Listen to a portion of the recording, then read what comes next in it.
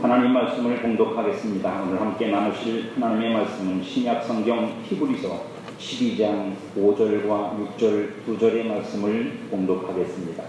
신약성경 367년 히브리서 12장 5절과 6절의 말씀을 배독합니다. 또 아들들에게 권한 것 같이 너희에게 권면하신 말씀도 잊었도다. 일렀으되 내 아들아 주의 징계하심을 경히 여기지 말며 그에게 꾸지람을 받을 때 낙심하지 말라. 주께서 그 사랑하시는 자를 징계하시고 그가 받아들이시는 아들마다 채찍질 하심이라 하였으니 아멘. 기독교 신앙의 정체성에 대한 여러 가지 많은 이야기들이 있습니다만 가장 중요한 것은 기독교 신앙은 인간이 하나님을 정성과 노력으로 찾아 만나는 게 아니라는 것이에요. 대부분 우리가 가지고 있는 전통적인 신앙의 핵심은 뭐죠? 사람의 정성과 수고입니다. 신이 그 수고와 정성에 감복을 해서 응답을 하는 내용이지만 기독교 신앙은 반대입니다. 우리의 정성과 수고를 하나님이 들으시고 우리에게 자신을 나타내시는 게 아니라 오히려 하나님이 먼저 우리를 찾아오시고 우리를 아시고 우리를 부르시고 우리를 선택하셔서 백성을 삼으신다는 데 있습니다. 그러므로 우리의 모든 신앙은 하나님의 부르심입니다. 저는 여러분들이 하나님의 부르심을 받은 사람들이라고 믿습니다. 그래서 이 부르심이 내가 하나님께 부름을 받았다는 이 사실이 우리의 신앙일 때, 그리고 그것이 우리의 신앙임을 이것이 신앙이 가장 본질적인 것이라는 것을 알 때 우리가 갖는 신앙의 목적이 믿음을 동원해서 내 뜻을 세우고 내 꿈을 꾸면서 신에게 그것을 이루어달라고 요청하는 것이 우선이 아니라 나를 부르신 분의 목적과 뜻이 먼저라는 사실을 우리는 알게 됩니다. 이것이 신앙의 올바른 노선입니다. 하나님은 우리를 부르신 목적을 가지고 있습니다. 부모가 자식을 낳을 때도 목적이 있지 않습니다. 내가 자식을 낳는 데는 물론 대를 잇기 위해서 낳기도 하지만 사랑할 대상으로서 자식을 낳기도 하는 것입니다. 여러 가지 목적을 가지고 있는데 하나님이 우리를 부르실 때에도 그냥 부르시는 게 아닙니다. 하나님의 목적이 있습니다. 우리를 부르신 그 목적이 우리 신앙의 목표가 되는 것입니다.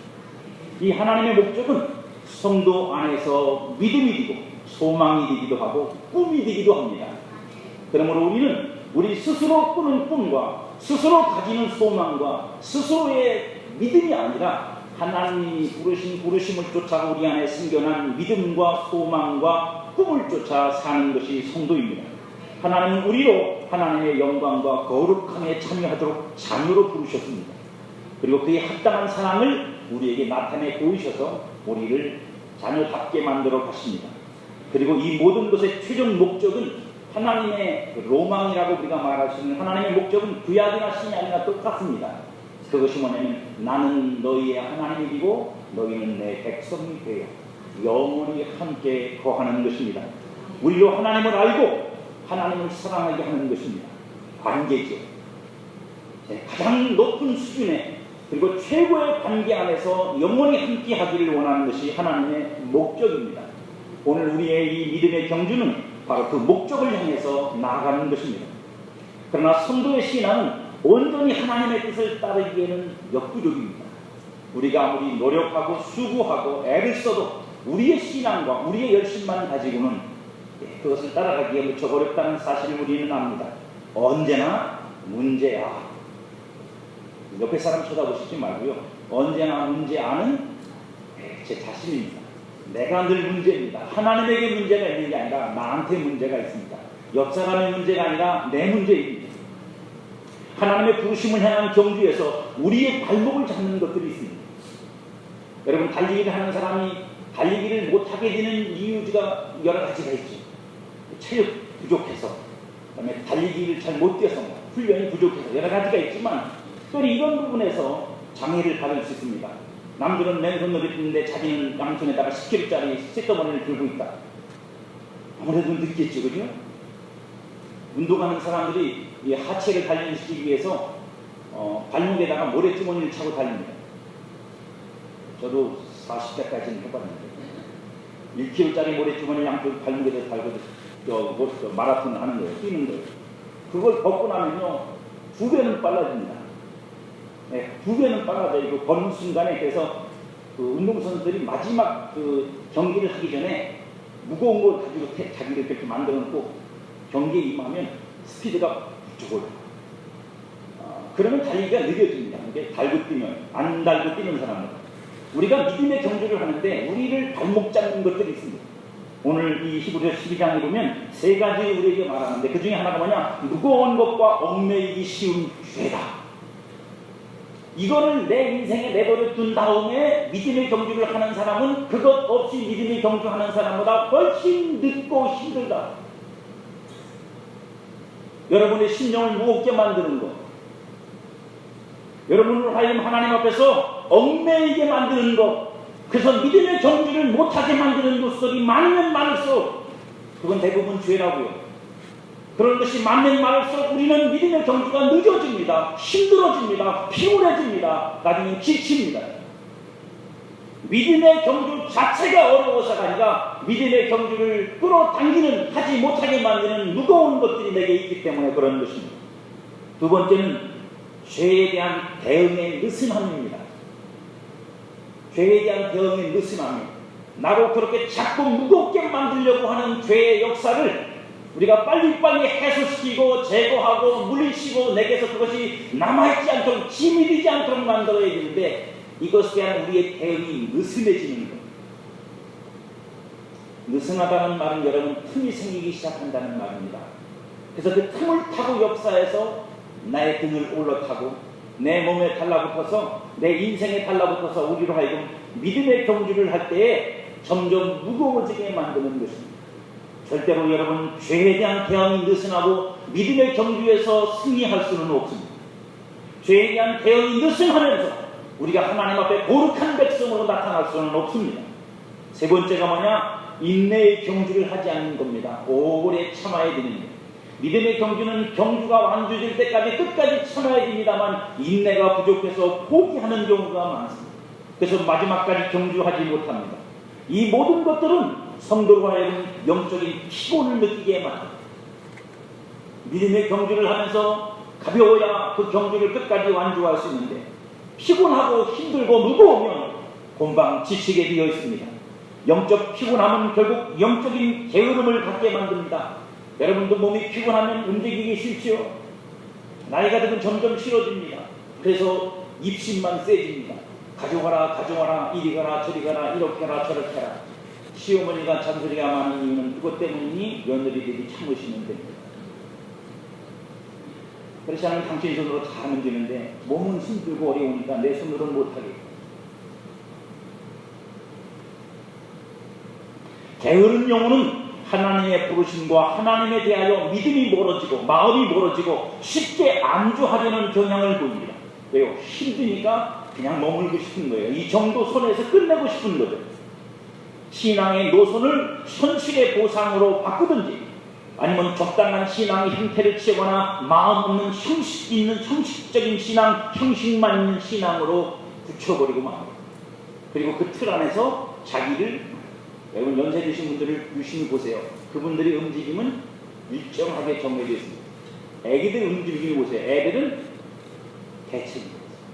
어른들의 움직임은 일정하게 느리고 일정하게 정해져 그 공간 안에서 움직인다고요. 무슨 뜻이냐면 내 힘이 닿는 데 안에서만 움직이는 거예요. 애들은요 어디로 뛸지를 그 힘이 주체가 안 돼갖고 애들은 어디로 뛸지 몰라요. 잘못하면 옥상 너머로 막 뜁니다. 여러분 할아버지 할머니들이 여러분 아파트 그 베란다에서 매달리시는 거 보셨어요? 애들은 매달려요. 집안에서 가둬놓을 수 없어서 그 힘이. 웃겨도 아는 여러분들은 감당할 수 없는 문제입니다. 이런 신앙이 지속되면 성도의 마음은 하나님께로 돌아설 마음을 잃게 돼요. 사람이 일이 그렇잖아요. 한 번 잘못하면 아유 빨리 돌이켜야지. 빨리 내가 제대로. 근데 이게 2번, 3번 반복되고 습관되면요 늦었어. 틀렸어. 자기도 그래요. 나는 이제 틀렸으니까 너나 잘해라. 이미 그게 굳어지면 그 마음이 하나님께로 돌아갈 마음을 잃게 되고 침체되고 결국은 침륜에 빠지고 하나님과의 친밀함은 완전히 깨어진 채 신앙생활을 할 수 있습니다. 우리가 영적으로 현실적으로 이런 상황에 놓일 때, 이런 위험성에 놓일 때 등장하는 것이 바로 징계입니다.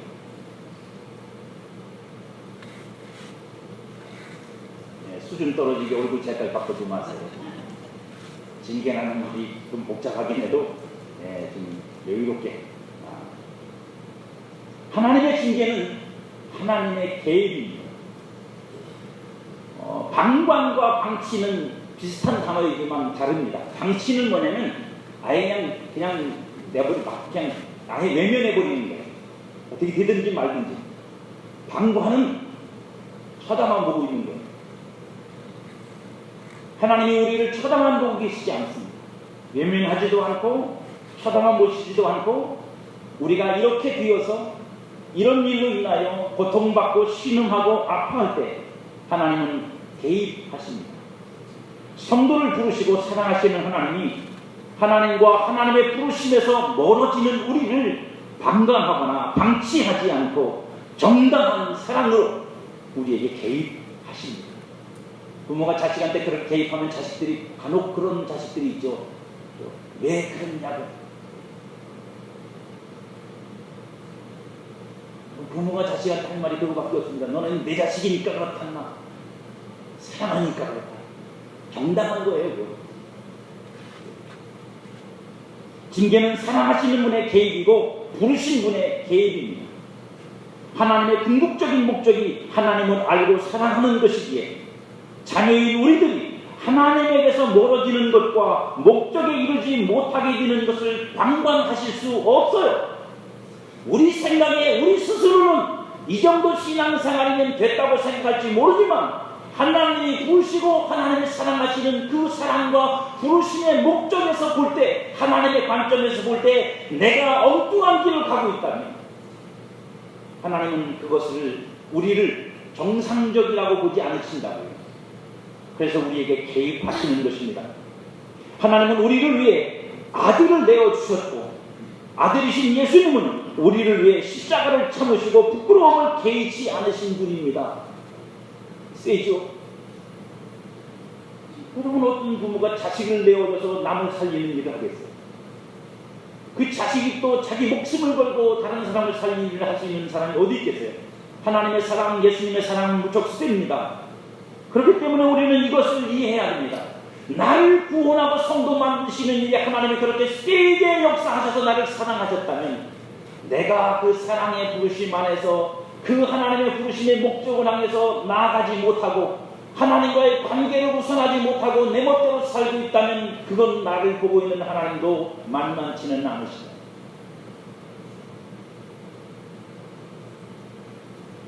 어머니가 나를 낳을 때 해산에 수고를 하고 낳듯이 목숨 걸고 낳는 거잖아요. 해산 잘못하면 죽을 수도 있는. 그래서 낳을 때는 절대로 그런다고요. 다시는 안 낳는다. 낳고 나서 또 얼굴 보면 둘째 생각이 저절로 나. 그러니까 어머니가 자식을 사랑할 때는 어떻게 해요? 죽이 살기로 하는 거예요. 그 사랑이 어디 갑니까? 하나님이 우리를 구원하시기 위해서 십자가에 죽으셨다면 살리신 우리가 하나님의 뜻과 목적을 따라 그렇게 살아가도록 만드시는 일에도 하나님은 죽음으로 하시는 거예요. 살살 안 하신다고요.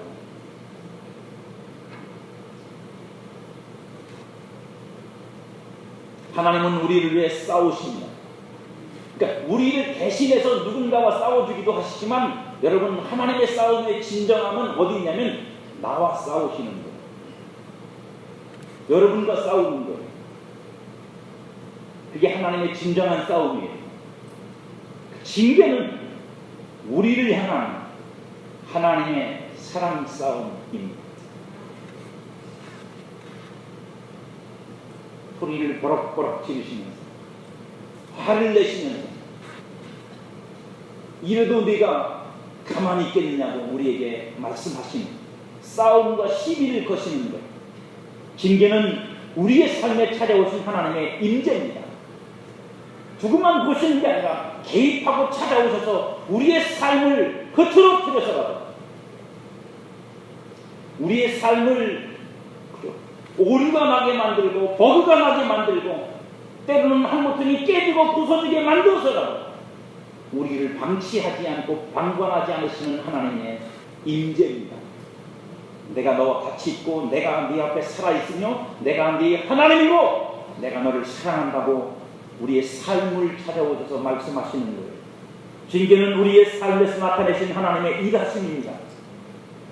나를 위해서 어딘가에게 누군가를 움직이고 하늘과 땅을 진동하시는 것만이 아니라 나를 위해서 일하실 때 나를 움직이신다. 내 안에 없어야 될 것들을 떼내시고 나로 믿음의 경주를 하는데 무겁고 힘들고 어렵게 만드는 것들을 내게서 제거해내시고 나하고 싸우신다. 하나님의 싸움은 그거랍니다. 그래서 나에게 찾아오셔서 일하시기 시작하신 겁니다. 여러분들이 그 일하심을 받아들일 때 하나님은 우리를 새롭게 만들고 거룩하게 만드시고 온전하게 하시는 거예요. 징계는 우리에게 대한 하나님의 대우입니다. 아무한테나 하시지 않는다는 뜻이에요. 이 히브리서 12장에도 뭐라고 말씀하십니까? 아들이기 때문에 하는 거다. 자녀이기 때문에 하는 거다. 그러니까 하나님이 나를 징계하신다는 것이 분명한 사실은 뭐냐면 나를 그렇게 대우하시는 거예요. 여러분, 주인이 종을 야단치는 것과 주인이 아들을 야단치는 것이 어찌 같겠습니까? 남의 자식은 하다가 안 되면 네 부모 있으니까 알아서 하겠지 뭐 하고 말지만 내 자식은요, 나 아니면 할 놈이 할 사람이 없어요. 야단칠 사람도 없고 관심 가져줄 사람도 없고.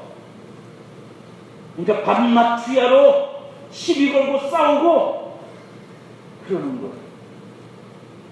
대우라고요. 뭔 대우요? 너는 내 자식이다. 너는 내 사랑이다. 너는 내 관계다. 나는 너를 그렇게 불렀고 나는 그 이하로 너를 대할 수가 없다는 하나님의 뜻입니다. 하지만 하나님은 처음부터 우리를 그렇게 징계하지는 않으십니다. 여러분들도 그런 경험이 있습니까? 저는 처음에 신앙생활을 초등학교 국민학교 때는 기억도 안 나고요. 중간에 좀 쉬었다가 그때 크리스마스에 선물 주면 교회 가고 여름에 가을에 또 소풍 가고 제가 기억나는 건 딱 2개밖에 없다니까.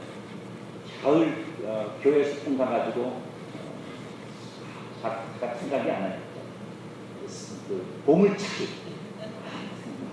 보물찾기 해가지고 이 플라스틱 그때만 해도 플라스틱 제품이 이렇게 양치가 아니고 양은 그 뭐라 그러냐 이게 찌그러지는 거 있잖아요.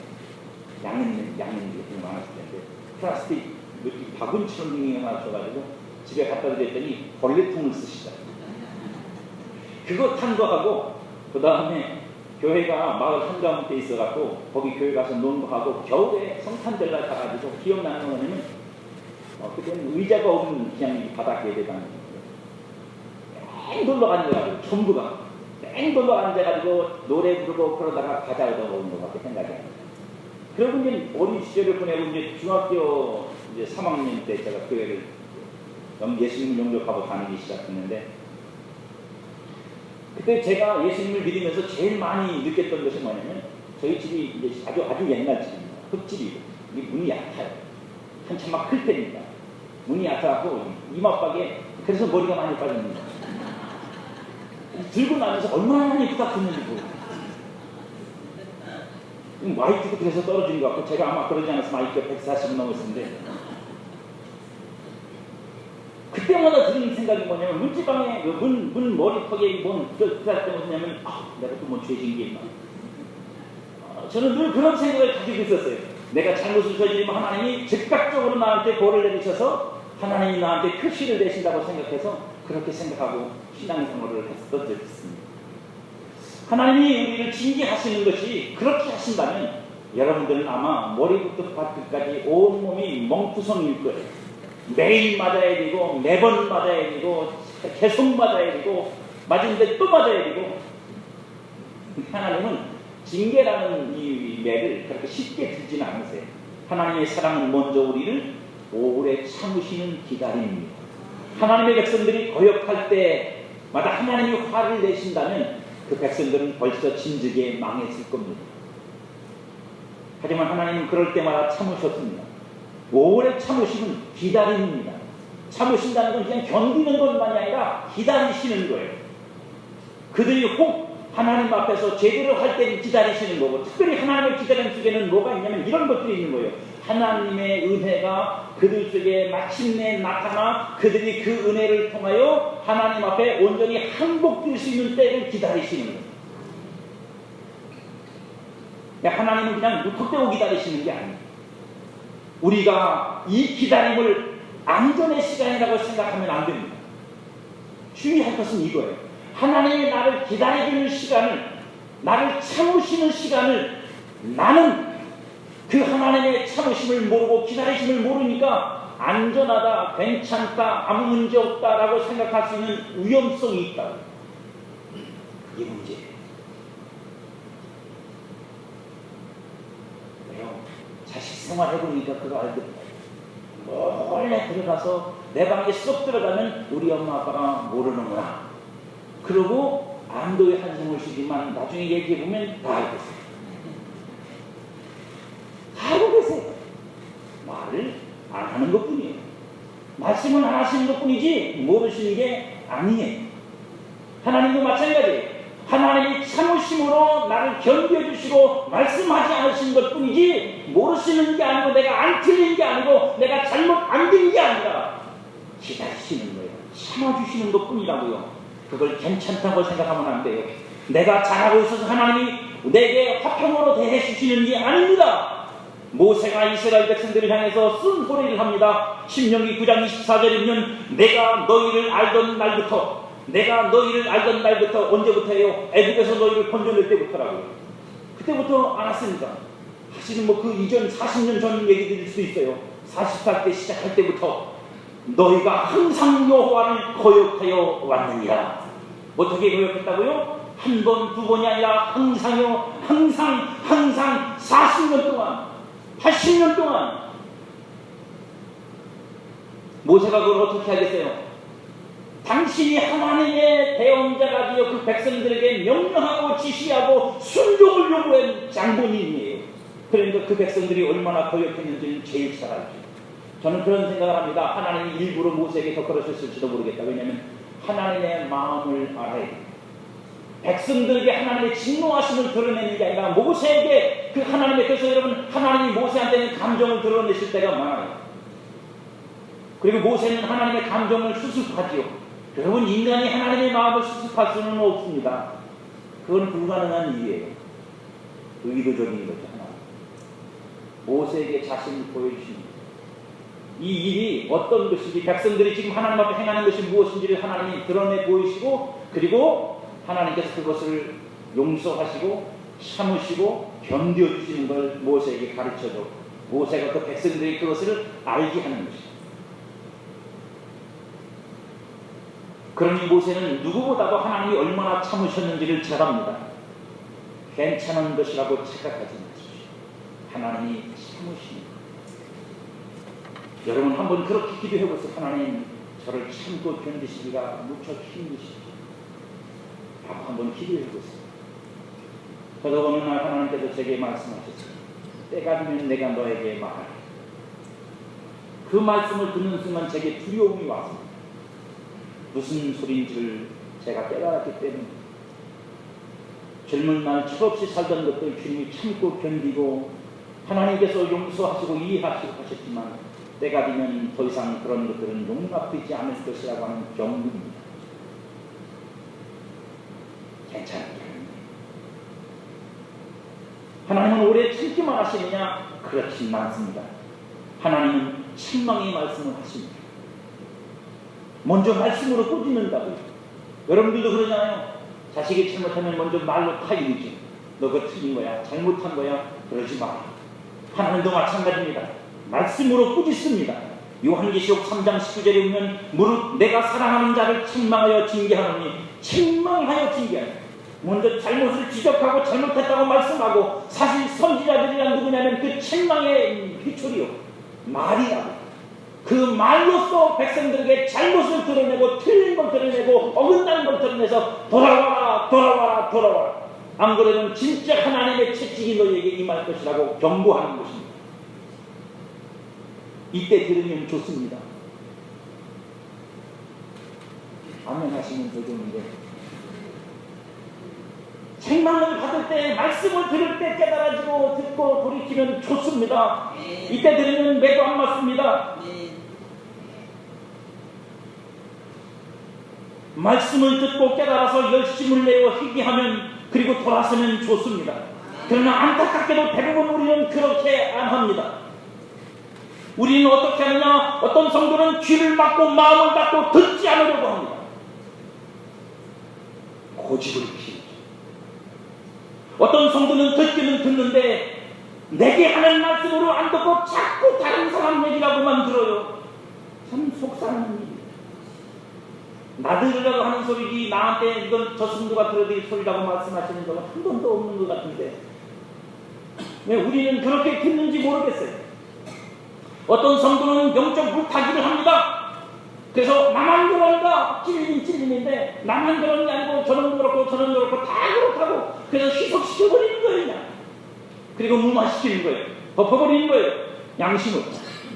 어떤 성도는 육신으로 받아들여서 이렇게 말하는 사람이 있습니다. 저 사람이 나를 공격한다고. 그러면 모르겠어요. 제가 목사님 그걸 다 하는 건 아니지만 제 양심을 두고 말하는구나. 여러분 상단에서 설교하면서 어떤 성도를 목적으로 비방하는 말은 절대로 그렇지 않습니다. 설교를 준비하면서 그런 마음을 먹고 설교를 준비한다면 그 목사는 하나님께 벌을 받을 거예요. 하나님이 뜻이 있어서 하시는 일이 있을지는 모르겠지만 목회자의 양심과 도덕으로 그런 일을 하지는 않습니다. 근데 듣는 사람은 그렇게 들리는 거. 듣는 사람은 그렇게 들린다. 그렇게 들리는 게 사실은 은혜인데 그게 은혜가 아니라 원수가 되어버려요. 아니 그저 사람이 치는 게 아니라 하나님이 치는 거라고 받아들이면 그게 정신이 벌쩍 날 텐데 그걸 왜 사람이 하는 거라고 생각하고 도망가는지 그건 도망가는 거라고요. 속는 거라고요. 마귀가 눈을 가리는 거라고요. 하나님의 책망으로 듣고 열심을 내서 돌아서면 좋은데 오히려 소리를 죽이고 그래서 이스라엘 백성들은 선지자들을 다 죽였잖아요. 소리 듣기 싫다고 거북하다고 불편하다고 선지자들 치고 제대로 살아남은 인간이 없어요. 대부분 죽임을 당했죠. 말을 막으려고 하고 피하여 도망하려고만 하고 억울하게 뒤집어 씌워서 선지자의 입을 막아버렸습니다. 말씀하실 때 말씀으로 책망할 때 드리면 좋습니다. 거기까지만도 괜찮아요. 할렐루야. 아멘. 여기서도 듣지 않으면 하나님은 더 나아가실 수밖에 없어요. 말로 책망하시고 듣지 않으니 깨달으라고 주시는 교훈이 뭐냐? 그게 바로 징계입니다. 말로 해도 못 깨달습니다. 스스로 신앙하면서 깨달으면 좋은데 그것도 안 되니까 말씀하시는 거고 말씀으로 해도 못 깨달으니까 그 다음에는 징계를 교훈을 어떻게 해요? 깨달으라고 알아들으라고 네가 지금 이제 눈을 떠서 좀 네 자신을 들여다보라고 하시는 게 교훈의 징계입니다. 그래서 징계에는 반드시 무엇이 있느냐면 채찍질이 있어요. 말 이상이 있다고요. 거기에 징계는 그래서 고통이 따릅니다. 고집 부리는 우리 마음과 게으름에 잠든 우리 영혼을 깨우기에 사람의 뇌와 인생의 채찍이 가해집니다. 하나님이 다윗에게 이렇게 약속하십니다. 사무엘하 7장 14절에 보면 나는 그에게 아버지가 되고 그는 내게 아들이 되리니 그가 만일 죄를 범하면 내가 사람의 뇌와 인생의 채찍으로 징계하리니와 내가 네 앞에서 물러나게 한 사울에게 내 은총을 빼앗은 것처럼 그에게서 빼앗지는 아니하리라. 무슨 얘기냐면 네 자신들이 잘못하면 너와 같이 나를 섬기지 않고 너와 다르게 나를 섬기면 내가 그들에게 인생 막대기와 인생 채찍으로 징계를 해서 그들을 돌아서게 만들어서라도 내가 너희들이 그들을 내 약속에서 벗어나지 않게 만들어주겠다. 그래서 내가 너에게 약속한 대로 네 후손이 왕이 되는 일들을 내가 그치지 않게 해주겠다. 그 은총만은 너에게 뺏지 않겠다고 말씀하시는 거예요. 그것을 안 뺏으려고 징계하시는 거예요. 그게 우리에게서 상실되지 않도록 하기 위해서 징계하시는 거예요. 그렇지 않으면요, 그것을 빼앗을 요양이시면 징계할 이유가 없어요. 죄짓게 내버려 두시고 불의한 삶을 살게 내버려 두시고 제멋대로 살게 내버려 주셨다가 죄가 가득 차면 그때 사울처럼 몰아시고 뺏고 교체해버리는 겁니다. 하나님의 매와 채찍은 맞아야 할 성도의 상태에 따라 다양합니다. 똑같지가 않아요, 여러분. 몇 가지 말씀드리면 어떤 경우에는 하나님이 그 성도를 듣지를 않아요. 기도도 안 듣고 뭐 아무리 하나님 앞에 신음을 하고 별 쇼를 다 해도 하나님이 안 들어요. 무슨 얘기면 하나님이 돌아앉았다고. 우리 말에 뭐 부처님이 돌아앉았다고 했잖아요. 하나님이 돌아앉으신다고 안 들어 말을. 나 자체를 듣지를 않으세요. 우리만 하나님에 대해서 마음을 돌이키는 게 아니라 하나님도 우리에게서 얼굴을 돌리시고 안 쳐다본다고요. 아무리 소리쳐도. 혹시 그런 분 있으면 깨달으세요. 또 어떤 경우에는 더 이상 하나님께서 그에게 임하여 역사하지 않았습니다. 사역을 중단하고 은사를 중단하고 감동을 중단하고 성령의 역사가 감소되고 소멸되고 중단되고 말아요. 임재의 풍성한 은혜를 거두고 메마른 시기를 맞이하게 만듭니다. 기도를 해도 은혜가 없고 찬송을 해도 풍성하고 예배 드려도 재미도 없고 인생이 고달퍼서 그러는 게 아니에요, 여러분. 인생이 고달퍼서 그러는 게 아니라 여러분 영적인 위기가 온 거라는 걸 알아야 돼요. 내게 영적인 위기가 온 거라는 거예요. 하나님이 내게서 임재하심을 걷어내셔서 더 이상 그것을 내가 바꿀 수 없는 거예요. 걷어내시면 우리가 무슨 재주로 그걸 바꾸겠어요. 악기 여러 가지 핑핑 튕겨가면서 그 악기 그 비트에 맞춰서 가슴을 흔들시킬 거예요. 노래가락 차차차입니까? 그것도 그래놓고 그 은혜라 그럴 거예요? 그건 아무것도 아니에요. 그냥 인간의 감정이지. 어떤 경우는 말씀의 기근을 보내십니다. 말씀이 없어서 영적인 주림을 경험하게 하신다고요. 말씀을 먹지 못하고 그 맛을 알 수 없어서 들어도 뭔 소리인지 모르고 뭔 소리인지는 알겠는데 은혜는 안 되고 깨달아지지 않고 삶을 바꿀 힘을 얻지 못하고 믿음을 갖지 못하고 한 귀로 들어갔다가 머리에 잠깐 머물다가 한 귀로 흘러가고 귀가 막힌 분은 코로 흐르고 어떤 경우는 보호의 울타리를 걷어내십니다. 내가 내 스스로 잘해서 하나님 앞에서 잘 된 줄 알고 있다가 하나님이 그 보호하시는 막을 걷어내시고 노출시켜서 마귀가 뜯어먹든 찢어먹든 핥혀먹든 내버려 두시고 세상이 그를 삼키든 말든 내버려 두시고 보호막을 걷어내신다고. 그럼 우리가 할 수 있는 게 뭐 있어요? 인간의 노력으로 애쓰고 수고해주고 신앙을 동안해서 막 날개를 치고지만 하나님이 의도적으로 걷어내시는데 어떻게? 이스라엘 백성은 그럴 때마다 여러분 도적이 와서 자기들이 농사짓는 거 다 뺏겼고요.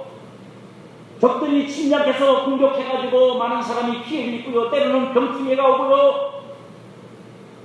때로는 가뭄과 흉년이 들어서 먹을 게 없었어요. 다 하나님이 그들에게 주셨던 은혜의 보호막을 걷어내시기 때문입니다. 이사야 5장 5절에 보면 이제 내가 내 포도원에 어떻게 행할지를 너에게 이르리라. 여기서 포도원은 이스라엘을 말하고 우리를 말합니다. 내가 그 울타리를 걷어 먹힘을 당하게 하며 그 담을 헐어 짓밟히게 할 것이다. 걷어내십니다. 그리고 어떤 경우에는 우리가 하나님 앞에서 그렇게 될 수밖에 없었던 죄와 허물과 잘못들에 대하여 충분히 그 결과를 책임지도록 감당하도록 하나님께서 용서와 긍휼을 거두시고 미루시는 것. 그러면 쓰지요. 인생이 씁니다. 괴롭습니다. 힘들고 어렵습니다. 꾸역꾸역 하루하루를 엮어가야 되고 지듯이 인생의 짐을 감당할 수 없어서 살아야 합니다. 하나님의 마지막 이 징계의 내용들은 뭐냐면 죽이는 겁니다. 도저히 안 되면 하나님은 죽이셔. 죽인다는 게 뭐냐면 영을 살리기 위해서 육을 죽이는 거예요. 영혼이라고 보존하기 위해서 육체의 끝을 만드실 수밖에 없는 거예요. 여러분, 이게 성경이 있다는 사실을 아십니까? 고린도전서 11장 30절이면 그러므로 너희 중에 약한 자와 병든 자가 많고 잠자는 자도 적지 아니하니 우리가 우리를 살폈더라면 판단을 받지 아니하려니와 우리가 판단을 받는 것은 주께 징계를 받는 것이니 이는 우리로 세상과 함께 정죄를 받지 않게 하리라 합니다. 여러분, 세상과 같이 정죄를 받지 않게 하기 위해서 징계를 주신대요. 여러분, 정죄가 뭔지 아십니까? 정죄를 받으면 심판이 있는 거고 심판이 어디에 이르는 거냐면 멸망에 이르는 것이에요. 여기서 말씀하시는 징계는 그래서 영원한 멸망에 이르는 심판이 아니라 이 땅에서 우리 육체를 심판하시는 일입니다. 육체는 멸할지라도 영은 살도록 하기 위해서. 무서운 일입니다. 두려운 일입니다. 그래서 바울은 이 똑같은 고린도전서에서 고린도 교회에서 음행의 일로 말미암아 교회를 더럽혔던 어떤 사람들에서 말합니다. 우리가 그들을 이미 판단하여 마귀에게 내어주었으니 이는 그 영은 살고 육은 멸하기 위함이라. 우리가 가히 알 수 없는 두려운 일들이 있는 것입니다. 이것이 하나님이 우리 가운데 행하시는 일들입니다. 그러나 여러분, 우리가 기억해야 될 것이 한 가지 있어요. 이 징계는, 이 채찍질은 사실 두렵습니다. 누구도 이것이 큰 할 사람은 없어요. 그러나 여러분, 이 징계 속에서 우리는 기억해야 할 것이 있는데 바로 이것입니다. 그것은 하나님이 우리를 단순한 고통을 줌으로 두려워하거나 무서워하여 하나님을 찾도록 하시려는 것이 아니라는 거예요. 그럼 뭐냐면 하나님이 그 성도들에게, 우리 각자에게 내신 징계의 내용들은 다 무엇을 우리에게 알도록 깨닫게 하신 거냐면 하나님의 구제. 내 삶에서 하나님이 함께하던 하나님, 은혜 주던 하나님, 복 주시던 하나님, 나를 도와주시던 하나님, 내게 그저 여러 가지 많은 다양한 모습으로 내게 나타나시고 역사하시던 하나님의 구제요. 하나님이 지금 나와 함께 하시지 않는구나. 지금 내가 문제가 있어서 하나님이 지금 내게서 은혜를 거두셨구나. 하나님이 내게 베푸시고 나누시고 내게 주신 모든 것들, 즉 하나님의 구제를 깨닫게 하는 거예요. 근데 징계는 안 믿는 사람한테는 내리는 걸 성경은 징계라고 말하지 않아요. 벌이죠, 벌 그건.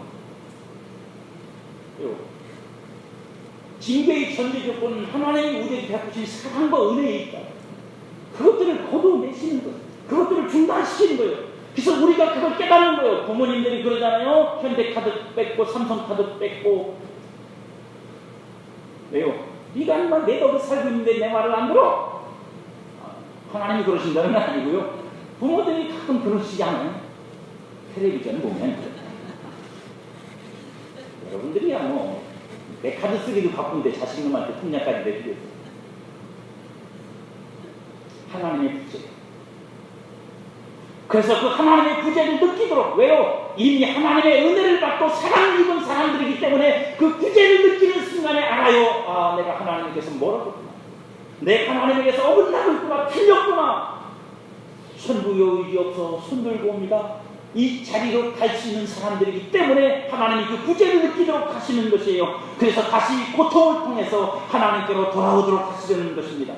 성도는 징계를 통해 하나님이 없는 고통, 하나님을 떠난 고통을 배워야 합니다. 이것이 징계가 하나님의 사랑인 이유입니다. 이렇게 징계를 통해서 하나님은 우리를 설득하시고 성도는 항복합니다. 그래서 징계는 하나님의 열심입니다. 우리를 향하신 하나님의 열심이라고요. 결국 하나님의 징계에서 중요한 것은 우리의 태도입니다. 오늘 우리가 바울이 이 본문이 우리에게 말하고자 하는 것도 그것입니다. 히브리서 5장과 히브리서 12장 5절과 9절을 제가 읽습니다. 또 아들들에게 권하는 것 같이 너희에게 권면하신 말씀도 잊었도다. 이었을 때 내 아들아 주의 징계하심을 정히 여기지 말며 그에게 꾸지람을 받을 때 낙심하지 말라. 또 우리 육신의 아버지가 우리를 징계하여도 공경하였거든 하물며 모든 영의 아버지께 더욱 복종하여 살게 하지 않겠느냐. 성경은 우리에게, 성도에게 세 가지 권고를 합니다. 징계가 왔을 때, 징계를 받을 때 이렇게 해라. 그래야 그 징계를 통해 내가 살아. 첫 번째, 가볍게 여기지 마라. 소홀하게 여기지 마라. 시간 지나면 지나가겠지. 시간이 지나지는 모르지만 사라지지 않는 뭐가요? 그 죄가 여전히 남아있고 그 허물이 여전히 남아있고 하나님과의 트러블감이 여전히 남아있고 깨진 관계는 여전히 남아있어요. 아니 더 과중돼요. 세월이 지나 하나님이 나를 징계하시는 그 종목의 내용이 사라질 수는 있지만 그건 그대로 남아있다고 영적인 거예요. 괜찮은 게 아니에요. 지나가면 되는 게 아니에요. 해결돼야 되는 거예요. 내가 해결돼야 되는 거라고요. 내가 깨지든 부서지든 녹든 어쨌든 간에 하나님의 그 징계를 통해서 내 자신 틀리고 있는 내가 고쳐져야 되는 거고 바로 세워져야 되는 거고 변화해야 되는 거예요. 얼마나 어려우면 아멘을 못하겠어요. 저도 압니다. 그 신경. 징계는 결코 가벼운 것이 아니에요. 징계를 우리에게 내리시는 하나님도 결국 가볍게 그 일을 행하시는 게 아니에요. 맛 좀 봐라가 아니라고요.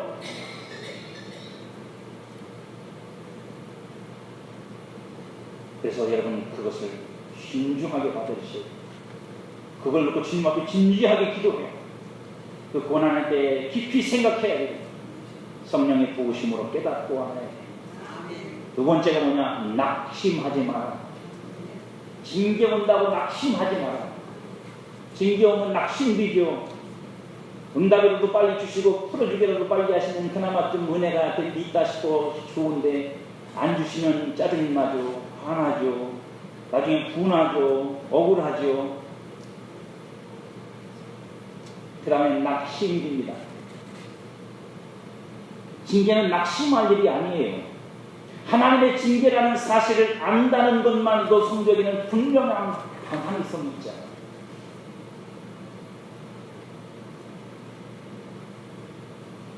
하나님이 나한테 이렇게 하셨으면 이걸 다시 고칠 수 있는 분도 하나님이라는 분명한 방향성이 있잖아요.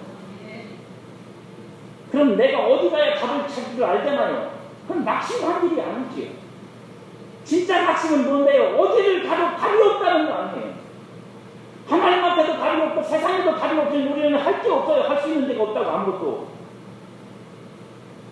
근데 이 징계가 하나님께로부터 온 거라는 것이 분명하다면 이 징계의 문제를 풀고 나를 새롭게 하시며 나를 건지실 분도 하나님이라고 하는 분명한 해답의 길이 있잖아요. 근데 뭘 낙심해요.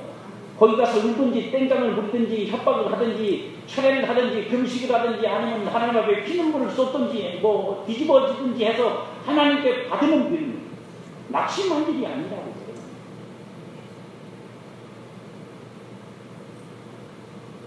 다시 회복하고 살아갈 길이 분명한 거예요. 나를 징계하시는 이가 하나님이시니 내가 살 길을 주시는 분도 하나님이시다. 낙심할 일이 아니라 하나님께로 돌아설 일이에요. 그게 안 되니까 그건 안 하고 하나님한테 그냥 손을 빌려서 문제만 해결하려고 하니까 낙심이 있는 거예요. 빨리 안 도와주십니다. 그 다음에 세 번째 권고가 뭐냐면 복종하여 살려고 하라. 9절에 말씀하죠. 육신의 아버지가 우리를 징계해도 공경하거든. 아버지가 나 때렸다고 그 아버지 저게 왼수냐? 여러분들 그런 분들이죠. 엄마가 때리고 뭐 그러면 계모 아니야. 그러듯이 하나님 앞에서 우리가 육신의 아버지도 그렇게 섬기건데 때려도 공경하고 섬기건 하물며 하나님께서 영의 아버지께서 우리를 그렇게 하실 때 더욱 복종하여 살게 하지 않겠느냐. 복종은 하나님의 판단을 받아들이는 것입니다. 내가 틀렸다고 말씀하신 하나님의 판단을 받아들이고 그러므로 하나님만이 나의 살 길이라는 것을 알아서 하나님 앞에 나아가는 것이 복종이에요. 하나님 징계한다고 도망가는 게 아니고 자기 고집 피우는 게 아니고 여전히 자신이 옳다고 생각하는 게 아니고 살 길이 하나님께 있고 하나님이 살리려고 행하시는 것임을 안다면 하나님을 멀리하고 떠나며 원망할 것이 아니라 살려고 되돌아야죠. 제가 이런 말씀 드릴 때마다 하는 얘기가 있어요. 이야기가 뭐냐면 여러분 이 나이가 드는 건 어려워요. 자식도 이제 중학교 지나가고 이제 초등학교 지나가 중학교 가면 어려워요. 뭐냐면 부모 애라 지금 말이죠. 뒷거리고 말이죠. 이제 근육이 힘이 생겼으니까 때리려면 때려봐. 그러고서 때리세요를 버티고 있다고요. 더 맞아요. 그러면 더 맞아야 돼. 부지게 맞아요. 근데 이게 어린 놈들은 안 그래요. 어린 놈들은요, 애기들은 안 그래요. 특별히 이게 사는 놈들은 들었는데 가신 애들은요, 아빠가 때리다 그러면 아빠 품으로 파고들어요. 좀 큰 놈들은요, 도망치죠. 엄마는 갖고 놀고, 아빠는 겁나니까 도망 못 가고 버티죠. 저를 때리세요. 그건 뭐냐면, 당신이 때리면 그걸 견딜 만한 힘이 있어. 뭐 이런 거예요. 근데요, 가시나들, 기집애들, 어린 지집애들은 아빠가 막 이러면요, 그 아빠 품으로 달려든다고. 우리가 할 일이 이거예요.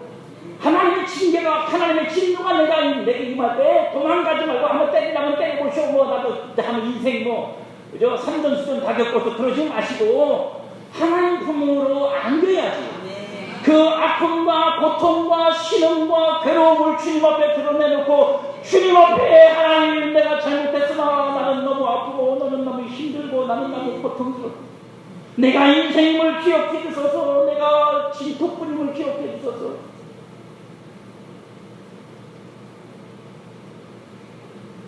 진노 중에라도 긍휼을 잊지 마시옵소서. 내가 잘못해 하나님께 맞싸우나 나를 보면서 맞는 나를 보고 아파하는 나를 보고 신음하는 나를 보고 하나님이 늘 기쁘시겠나이까. 이런 기특한 기도를 누가 듣겠는가.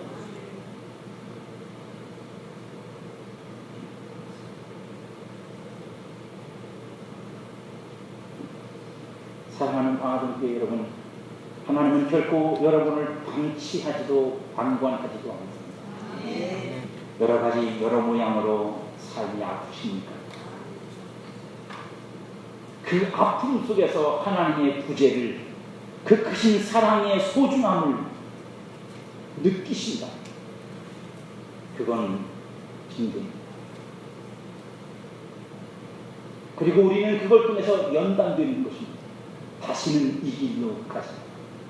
다시는 하나님과 떨어지는 일은 없어야 돼. 다시는 내 삶에서 하나님의 은혜가 거둬지는 일은 없어야 돼. 그런 연단이 있기를 축복합니다. 하나님은 말씀하십니다. 아프냐? 나도 아프다. 너만 아프냐? 매질을 하는 나도 아프다. 징계가 편해. 더욱 견고하고 온전한 하나님과의 사랑과 관계의 여러분이 되시기를 주님의 이름으로 축복합니다.